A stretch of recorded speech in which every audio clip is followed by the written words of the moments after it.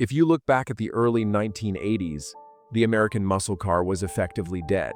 Emissions regulations had strangled horsepower, and Ford executives had actually signed the paperwork to kill the rear-wheel drive Mustang forever, planning to replace it with a front-wheel drive economy car called the Probe. While the rival Chevy Camaro was winning the sales war with flash and style, the Mustang was on life support. But a rogue team of engineers refused to give up. They took a lightweight, boxy platform known today as the Foxbody and stuffed it with the legendary 5.0-liter high-output V8. It was ugly, it was cheap, and it was dangerous. But as we are about to see, this specific car didn't just destroy the competition on the street, it saved the Ford Motor Company from itself. In 1987, Ford was planning the ultimate betrayal. While loyal Mustang owners were still buying whatever Ford gave them, the boardroom had already made their decision. The Mustang was dead. They'd partnered with Mazda to build the replacement on a Japanese platform. Front-wheel drive, 4-cylinder, economy car. The most American muscle car ever made was about to become a glorified Honda. Ford was convinced this was the future. Fuel efficiency, better handling, lower costs. They looked at the success of Japanese imports and decided that's what Americans wanted.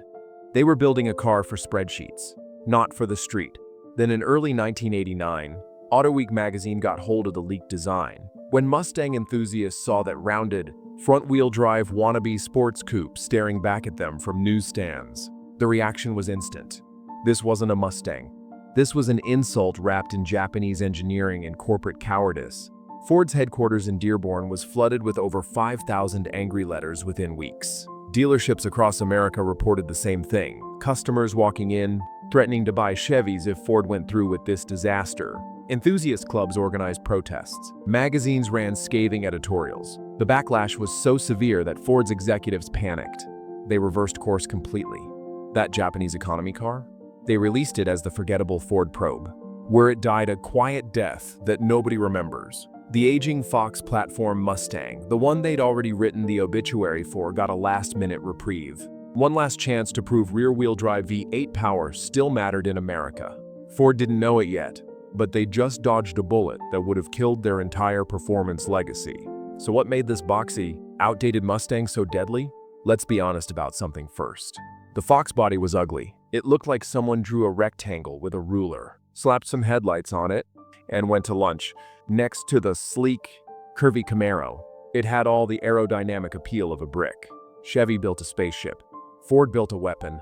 Because that ugly brick had a secret advantage that the pretty Camaro couldn't match: weight. Or rather, the complete lack of it. While the third-generation Camaro was pushing 3,500 pounds with all its luxury features, sculpted body panels, and refined engineering, the Foxbody Mustang GT barely cracked 3,100 pounds. Strip it down to the bare-bones LX model, delete the fancy ground effects. Lose the heavy GT equipment, and you were looking at just under 3,000 pounds. 3,000 pounds. That's lighter than a modern Honda Civic. Now take that featherweight chassis and drop in the 5.0-liter high-output V8.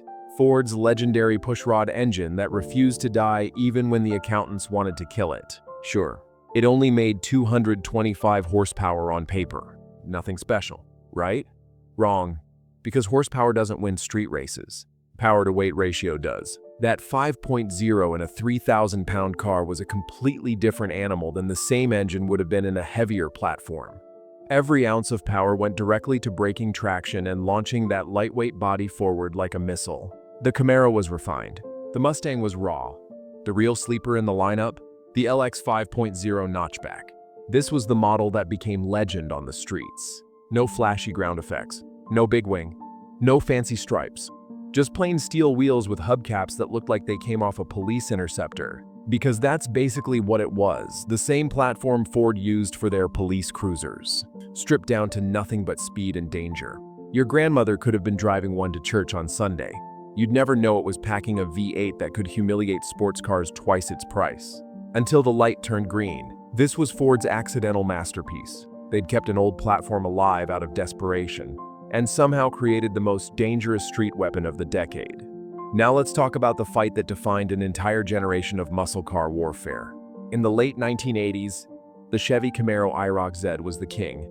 It was sleek, it was expensive, It was the car you bought to be seen in.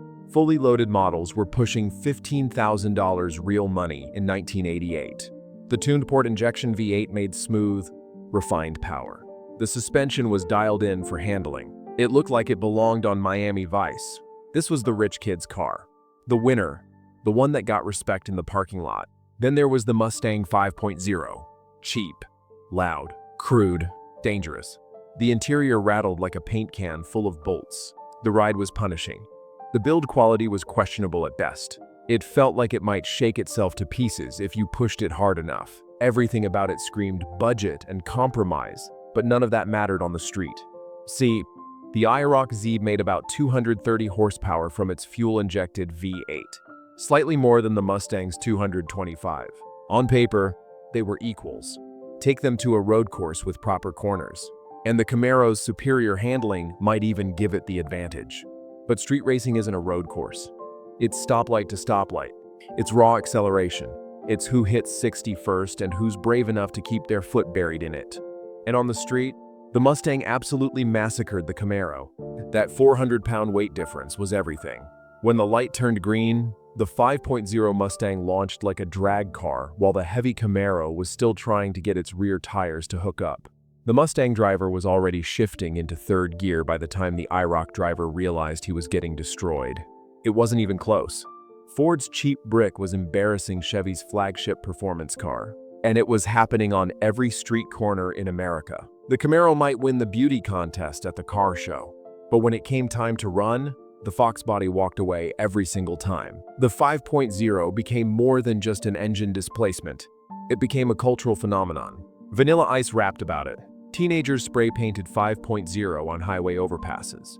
It showed up in movies and TV shows as the symbol of raw American speed. You didn't need to explain what 5.0 meant, everybody knew. It meant you were fast, and you were dangerous. This wasn't just a car anymore. It was a movement. The blue-collar hero had slayed the giant, and the whole country was watching.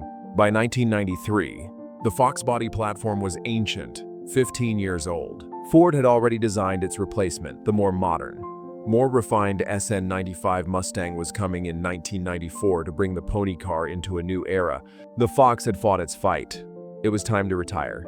But Ford's special vehicle team wasn't ready to let the old warrior fade quietly into history. They wanted one last battle cry. Enter the 1993 SVT Cobra. This wasn't just another 5.0 with stripes and badges slapped on for marketing. Ford's engineers went deep into that legendary pushrod 5.8 and woke it up properly for its final appearance. They bolted on GT40 aluminum heads straight from Ford Motorsport's racing catalog. They installed a revised camshaft with more aggressive timing. They added a unique intake manifold that finally let that engine breathe the way it was always meant to. Ford's official rating? 235 horsepower. They lied. Independent dyno tests showed these cars were putting down close to 280 horsepower at the crank. Ford had massively underrated them, whether for insurance purposes, emissions compliance, or just to sandbag the competition. Nobody knows for sure, but the street knew the truth. The 1993 Cobra was a monster, but here's where it gets truly rare. Buried inside that final model year was something most people never even heard about, the Cobra R. The R stood for racing. And Ford wasn't kidding around. They stripped everything that didn't make it faster. Radio? Gone. Air conditioning? Deleted. Backseat? Ripped out completely. They fitted it with race-ready suspension, stiffer springs, and aggressive alignment specs that made it nearly undrivable on normal streets. Only 107 were ever built. Ford sold them exclusively to licensed racers through a special application process. You couldn't just walk into a dealership and buy one. You had to prove you were going to campaign it in actual competition. Today, if you can even find a 1993 Cobra R, you're looking at $50,000 or more for a clean example. Most are locked away in collections, never to be driven hard again. This was the Foxbody's mic drop moment. The final proof that the platform Ford almost killed had become a legend. Here's what most people don't understand about the Foxbody Mustang. It didn't just beat the Camaro on the streets. It saved the entire American V8 muscle car from extinction. When that ugly brick started dominating every stoplight in the country, when teenagers were lining up at Ford dealerships, specifically asking for LX 5.0 models, when the aftermarket exploded with performance parts because everyone wanted to make their Mustang even faster. Ford's executives finally got the message. Americans still wanted V8 power. They still wanted rear-wheel drive. They still wanted raw, dangerous, unrefined speed. If the Foxbody had failed, Ford would have pulled the trigger on that front-wheel drive probe replacement. The Mustang name would have ended up on a 4-cylinder economy car, and the muscle car would have died right there in the early 1990s. Instead, every Mustang that came after exists because the Foxbody refused to lose.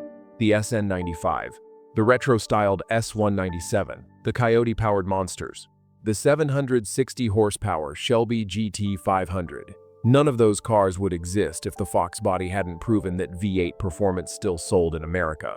That boxy, rattling, dangerous tin can proved something Detroit had forgotten.